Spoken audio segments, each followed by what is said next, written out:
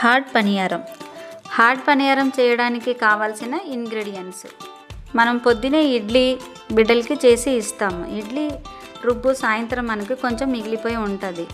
So ఆ ఇడ్లీ రుబ్బుని మనం తీసుకొని అందులో సన్నంగా తరిగిన మిరపకాయ, ఉల్లిపాయలు, కొత్తిమీర ఇవన్నీ కూడా అందులో వేసి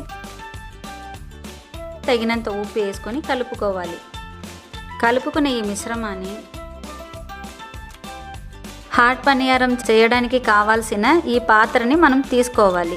ఈ మిశ్రమాన్ని మనం కొంచెం కొంచెంగా ఒక స్పూన్లో తీసుకొని అన్నిట్లోనూ మనం వేయాలన్నమాట. వేసి కొద్దిసేపు మనం మూత పెట్టుకోవాలి. ఒకవైపు బాగా ఉడికిపోయాక కొంచెం అప్పుడు మనం ఒక్కొక్క డ్రాప్ ఆయిల్ వేసుకోవాలి.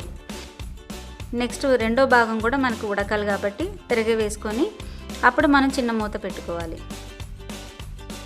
ఒక 3 మినిట్స్ మూత పెట్టుకుంటే సరిపోతుంది. అన్నీ కూడా తీసుకొని ఒక చక్కటి బౌల్లో మనం సర్వ్ చేసుకొని